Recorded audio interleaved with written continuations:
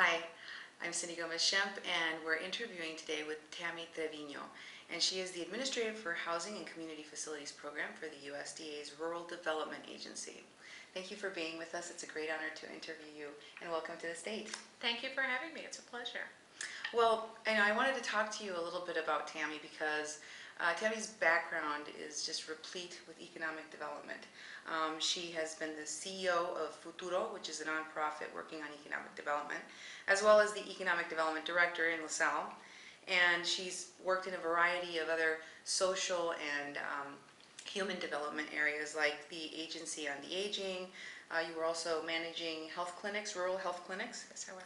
And you're on the Obama's task force for the status of Puerto Ricans.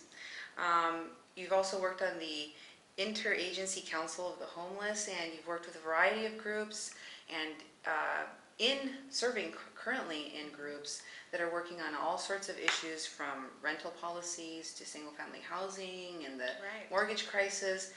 Yes. What brought you to this place in your current job, and if you could tell us a little bit more about your history and your background of work? Well, in the current job, I've been very fortunate in that Secretary Vilsack has allowed me to pick a myriad of interests and topics that I've been very passionate about for many years. And I guess it all kind of comes full circle because I remember growing up in a family where we all took advantage of a lot of the programs that are still available. For instance, I come from a family of 10 siblings, and each of us were on free or reduced lunch at one time or another growing up.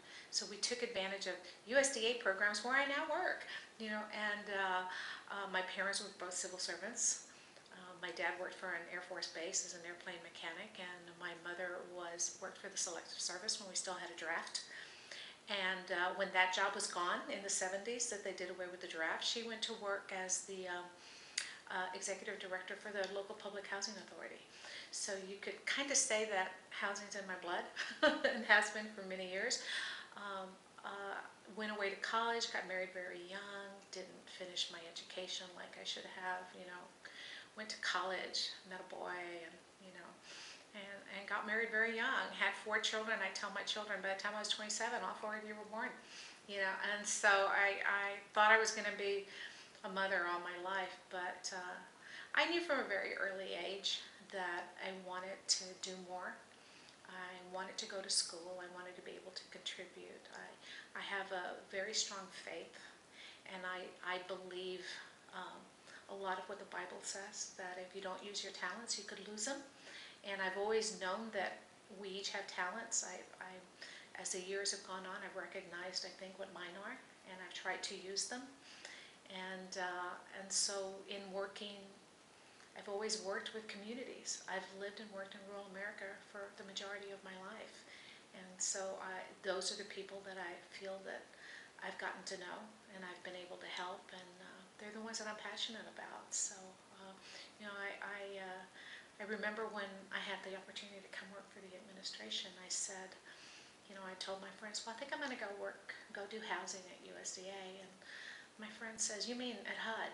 And I said, no, at USDA. I want to do housing at USDA. He said, I didn't even know they did housing at USDA. I said, well, that means I have my work cut out for me, don't I? So, these are things that I think that I know I enjoy doing on a small scale, and felt like I could make a difference on a larger scale. So I ended up taking on projects for the secretary that I'm really passionate about, that I really believe in. And you've brought this wealth of talent, and we're very grateful that you brought it to this position. But it sounds like this is a personal passion in terms of your own personal and human development, and how that translates into the work that you're doing. You also bring the fact that you're a Latina into this. You're bringing us a great opportunity to showcase the greatness that we have of diversity and knowledge in the Latino community. Can you tell us how that part of you, the fact that you're Latina, has informed the work that you're doing? How is it that you can really help impact not just Latinos but communities of color with your position and the work that you do? I believe that growing up in the reality that almost everything you do is a challenge, because many folks don't realize that much of what you have, much of what we have as Latinos, as African Americans, that we've struggled very hard for that. I remember the days of the Raza Unida, and I remember the struggles. I remember people died for those freedoms that I enjoy. People went to prison for those freedoms that I enjoy, and there was oppression. And I think, you know, that hasn't. It isn't something that I can say shaped me, because I really don't feel like I was ever part of that movement, because it happened before I was, you know, involved. But I watched it, and I know, I recognize that much of what I have is due to that. I wouldn't be here today. You wouldn't be here today. Many of us Latinos wouldn't be where we are if it hadn't been for those folks who fought so hard to get us what we have today. And, you know, if I can do a small part of giving back, that's what I want to do. It's a big part of who we are. Maybe it's our Latino background, maybe it's our Christian background, maybe it's the spirituality that binds both, because in many of the way I was brought up, a lot of that is all one. Mm-hmm. You know, it's the Guadalupanas that take care of you. It's the, you know, it's going to church, it's confession, you know, those kinds of things that we grow up with as many Latinos, you know, at least in my area of Mexican American culture. Mm-hmm. And that has shaped who I am. And I think there's a lot of opportunity, and I don't ever want my children, my grandchildren, to see that oppression. And if we can wipe it away, we may not ever wipe it all away. I think there's always going to be some form of, you know, if not racism, at least a little bit of, what did someone call it one day? I used to have a boss that used to call it, it was a racial hangover. That's what he used to call it. It wasn't out and out racism, because folks didn't really realize. I think it was just kind of a hangover of, this is the way it's always been done. Mm-hmm. And so I think if we can wipe all that away, where everybody's on an equal playing field. I'd like to talk to you a little bit more about your initiative. You're working on the Cultural Transformation Initiative. Can you tell me what that is? It's a way for us at USDA to do business differently. It is not just in how we treat each other as employees, as customers, but in how we look at the way we run our programs also. Because it's a transformation of the entire department, and not just ourselves as people. I mean, it's very easy to hear the word cultural transformation and think, oh, they're going to focus on diversity, they're going to, you know, do all these things that are going to help folks of color, and that's a big part of it. It's a big part of it. But there's other parts like understanding the differences between how a man supervises and how a woman supervises. It's understanding the cultural differences between a woman who needs to stay home because their children are sick, or a man who now wants to take family leave because his wife had a baby. You know, all of that is a transformation to the work ethic. So it's not just about respecting people and their cultural differences or their cultural color or their race, but it's recognizing also that the workplace is different, and that how we administer the programs is also different. Just because a $50,000 project that you're funding in one community doesn't seem like a big deal to you, that community possibly has never seen anything like it before, and that's huge. That's maybe $1 million project somewhere else. And so it's understanding the communities that you're working with also. So that's kind of part of what we mean by transformation. But you could also take it in terms of how you administer programs. For instance, people seem to think that the government makes all these things happen, that if it wasn't for the government, I wouldn't have a house. Well, in reality, if it wasn't for the government and all the partners that we have, you might not get a house, because there are so many nonprofits out there who do a lot of our back work for us, the back office things, the footwork, the counseling, and they don't always use government funds to do it. Many of them are very altruistic in their own means, and they want to do something better. That's what nonprofits do. I think your extensive work in nonprofit worlds Yes. is really helping shape this initiative, I'm sure. Oh, absolutely. Because, well, for instance, coming in, you know that budget situations are hurting nonprofits because they all rely on some funding from the government. And the fact that grants are real hard to come by nowadays has meant that nonprofits have to go out and scramble and figure out how to survive. And one of the things that they do is they focus very strongly on what you call a fee for service. You provide a service and you're given a fee.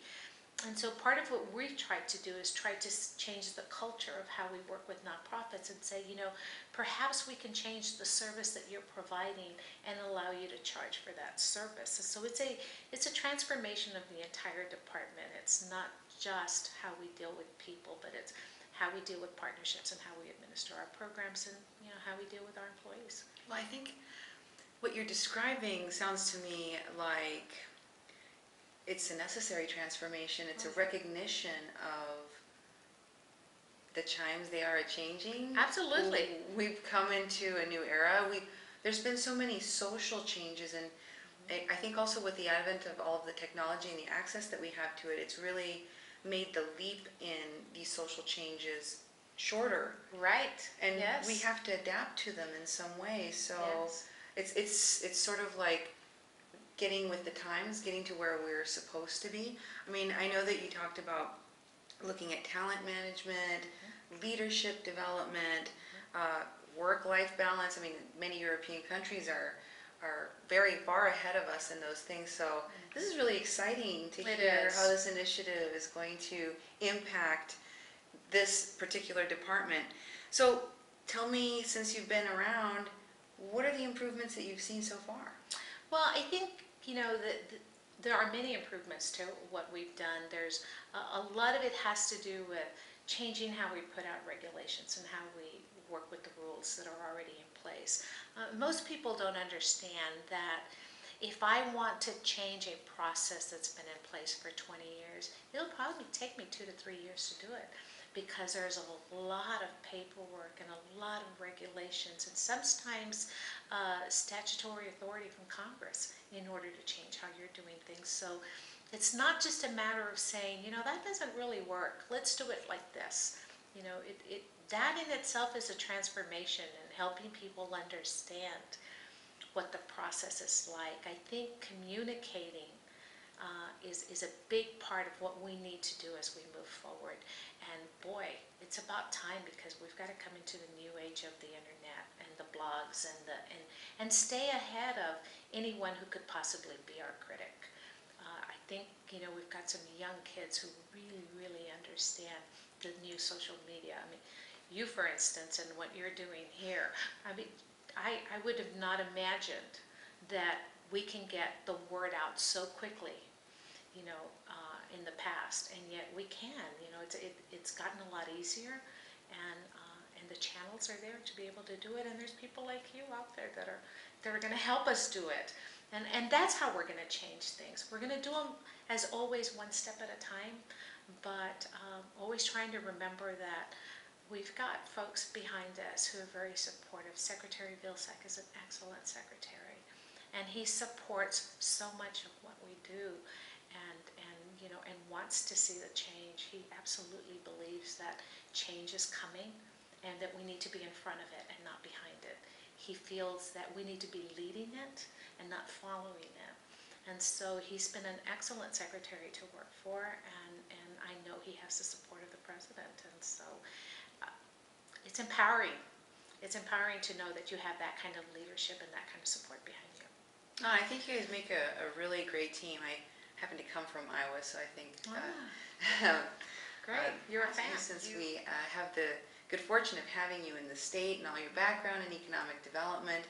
As you know, we have a wealth of economic development happening in the state of North Dakota. We have an oil boom. We're also an agricultural state. What do you give us as advice going forward for the state? I think that you're going to have to build partnerships, and you're going to have to build them on trust and a lot of communication. The partnership has got to be a two-way street. As you know, in the state of Texas, we've had our boom and bust, and it's happening again in many portions of the state.